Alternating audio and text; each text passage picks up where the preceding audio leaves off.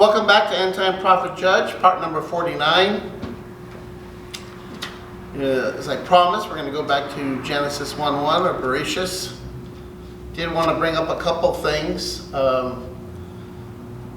As we get to that, we will notice on... Well, I'd ask you to take communion, and I hope you have been taking communion every day. Reading the examination prayer, if not at the beginning of the year, since last Yom Kippur. It'll develop and prepare you for Passover, the Lord's festivals. I believe this is a time to become very indignant against sin. You should be repulsed by sin. Sin should not come around you, in you. You should cast it down immediately. The word repulse came to me yesterday several times. I've wondered many times how people can backslide. How can they be with the Lord and go backwards and walk away from the Lord? Whether it's drugs or alcohol or just the matter of the flesh. And I don't understand. I really don't understand. And it's probably a good thing I don't understand. Because I can't grasp that concept of how people can go backwards once they're in a relationship with the Lord, other than maybe they were never really in a relationship with the Lord. I like to start off with Genesis chapter 1. Verse 1, as you can see, we have the English, the transliteration in the Hebrew. You can also find this, and you can buy it. There's a interlinear Chumash that has all three and broken up into the phrases through the Hebrew and the English and the transliteration. You can find it on the internet. It's the Chumash, C-H-U-M-A-S-H, which means 5. All right, so here we have in the beginning. Bereshit bara Elohim et, as we went over in December for about 5 weeks, the untranslatable, et, Aleph Natav. Okay? Hashemayim vet hahadetz. Okay? In the beginning, God created the heavens and the earth. I want to focus on something here. If you would notice, created, bara. It's a bet, a resh, and an aleph. And the first word of Bereshit is also the enlarged bet, but it's still a bet, a resh, and an aleph. Bara.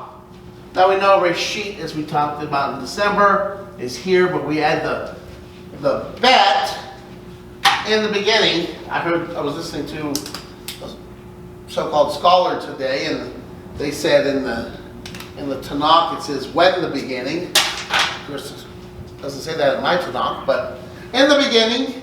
So we have bara here and here, created. In the beginning created, but we also have it here, right at the very beginning. So, let's go to 1 John chapter 1, 1 John chapter 3, and I'm going to read verses 1 through 11. And we'll go from there. Behold, what manner of love the Father hath bestowed upon us, that we should be called the sons of God. Therefore the world knoweth us not, because it knew not him. I'm going to read that again. Behold, what manner of love the Father has bestowed upon us, that we should be called the sons of God. Now I'm going to pause right there and go to Romans chapter 8, verse 14. It says in verse 14, Romans chapter 8, For as many are as led by the Spirit of God, they are the sons of God. I'm going to keep reading 15, 16, and 17. For you have not received the spirit of bondage again to fear, but you have received the spirit of adoption, whereby we cry, Abba, Father. The Spirit itself beareth witness, verse 16, with our spirit, that we are the children of God. And 17, and if children, then heirs, heirs of God, and joint heirs with Christ. If so, that be that we suffer with him, that we may also be glorified together. If you remember last week, we were talking about inheritance. We talked about inheritance and how with time the inheritance grew in value. It grew in value. So let's go back in 1 John 3:1. It says, Behold, what manner of love the Father hath bestowed upon us, that we should be called the sons of God. That love is that we are being led by the Spirit of God. And that if we're being led by the Spirit of God, we are heirs. That is our inheritance. We're being led by the Spirit of God, and the Torah was in our inheritance, and Jesus is the living Torah. We have not just grasped, we've embraced the Torah, we've embraced Jesus Christ. Excuse me. And as it said in Romans, the glorified Jesus Christ we've embraced, the resurrected Jesus Christ we embraced, and we've also embraced the Torah, because he's the living Torah. Excuse me. And if we talked about Psalm 1, so if we're meditating on the Torah, the living Torah, Yeshua, and not just Yeshua, but the Torah, the law, the first 5 books of the Bible, if we're meditating on that, then we are going to grow.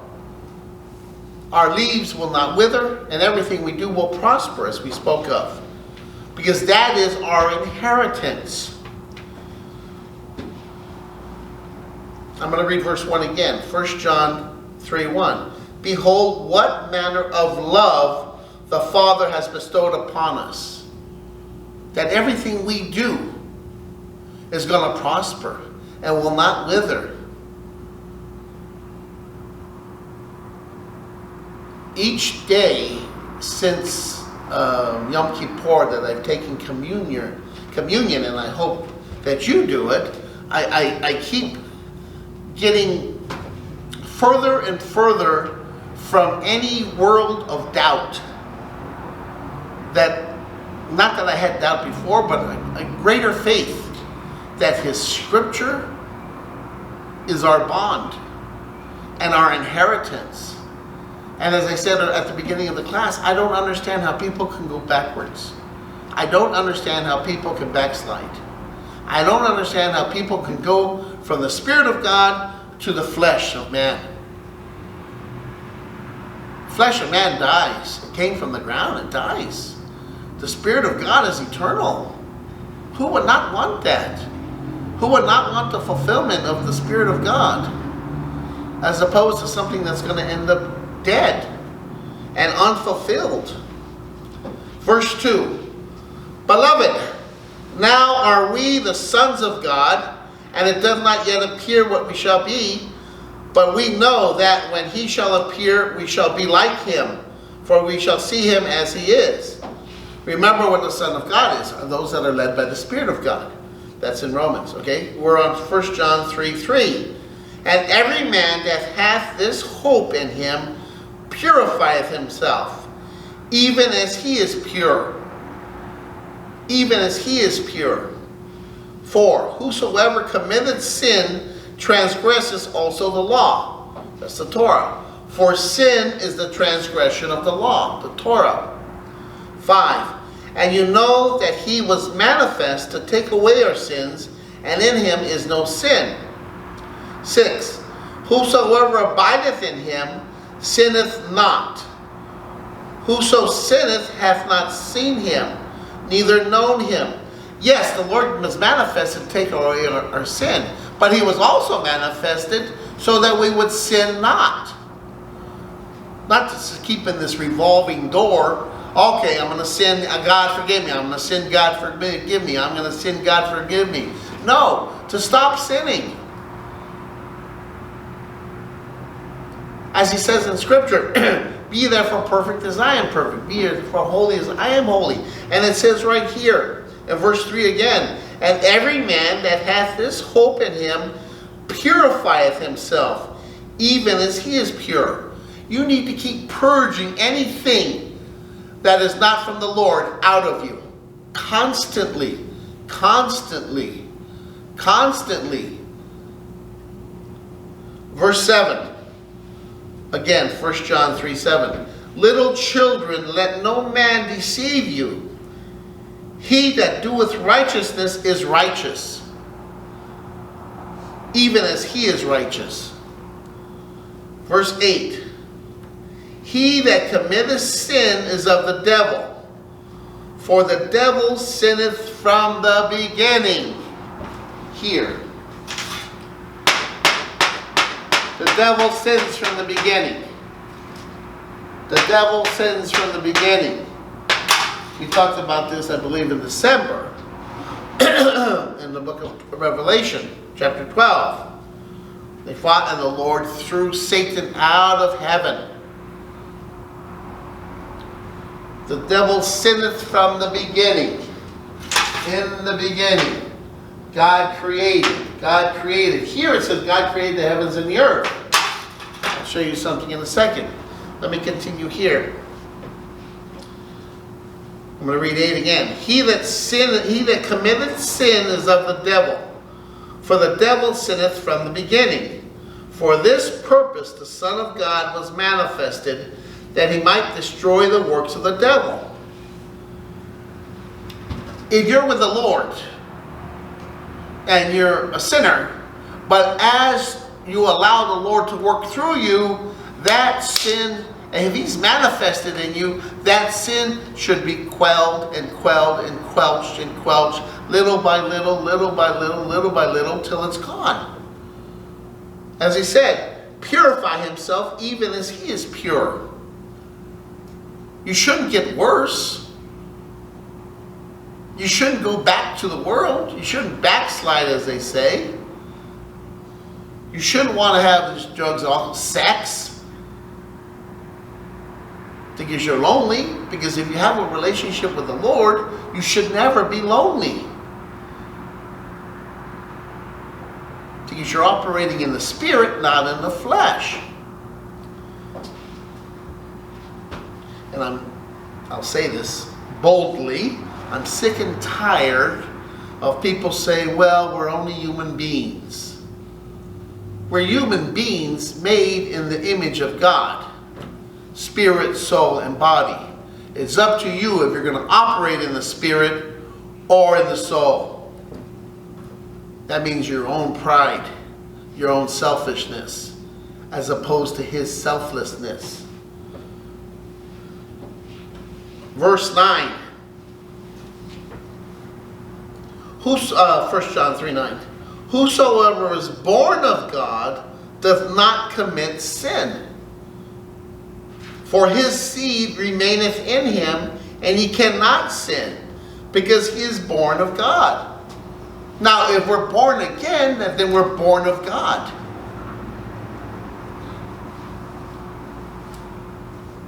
That's why you need to change. Somebody asked me in one of I'm a facilitator for domestic violence. Somebody asked me, Pastor Mike, don't you believe people can change? And I said, yes, I believe people can change, but they actually have to change. Okay? You can't just say you're going to change, so you actually have to do something behind it.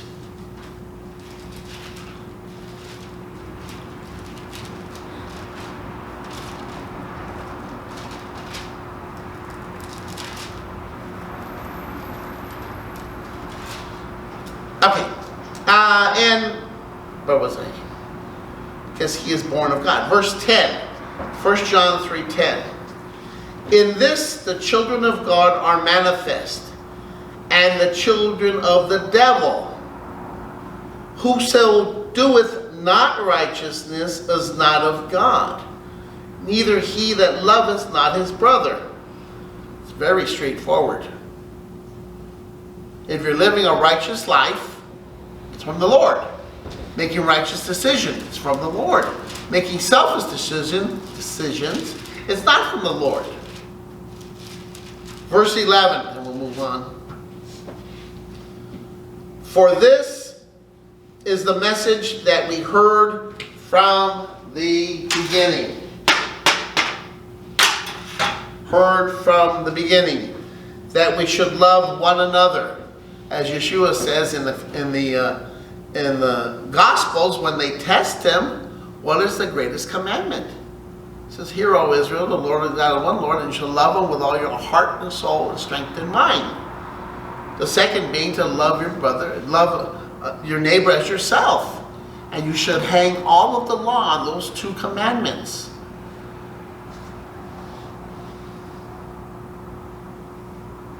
It seems simple, and actually, if you keep focused on the Lord, it is simple. But people are too, especially in this time, 2020, I'm blaming everybody else. Nobody wants to take ownership of their actions. Nobody wants to take responsibility of their actions. Nobody wants to take accountability for their actions. They're always blaming somebody else. And until you take ownership, accountability, and responsibility, you will never be mature. You will always be making decisions as children. As a child. But it's time to grow up. It's time to grow up. Remember, I'm not talking to you, preaching to you for salvation. We're talking about being an end-time prophet judge. And to be an end-time prophet judge, you have to stand strong.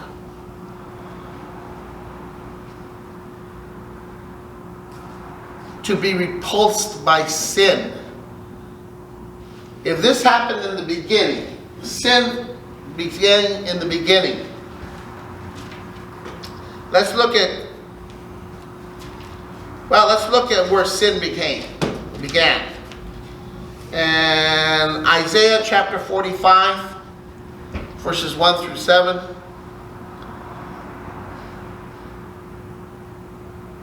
It says, Thus saith the Lord to his anointed, to Cyrus, whose right hand I have holden, to subdue nations before him, and I will loose the loins of kings, to open before him the two-leaved gates, and the gates shall not be shut.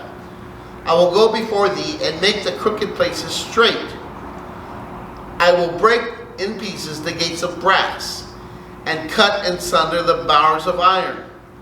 3. And I will give thee the treasures of darkness, and hidden riches of secret places, that thou mayest know that I, the Lord, which call thee by thy name, am the God of Israel. For Jacob my servant's sake, and Israel mine elect, I have even called thee by thy name.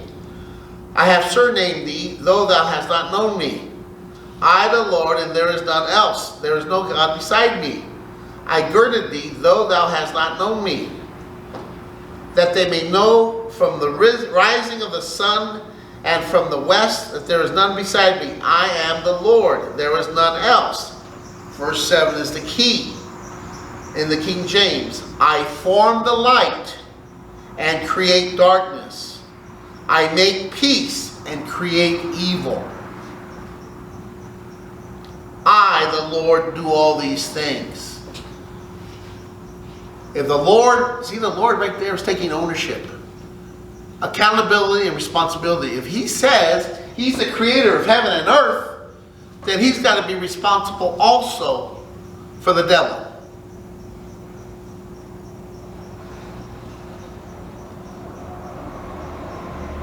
Now he created Satan, but he was the leader of worship. He didn't create him to become the devil, but Satan, through his own decisions and pride, decided to try to overthrow the Lord. He became evil, he became darkness, he became prideful. But God said, well, he wouldn't have been that unless I created him. So the Lord took ownership. The Lord took ownership of that.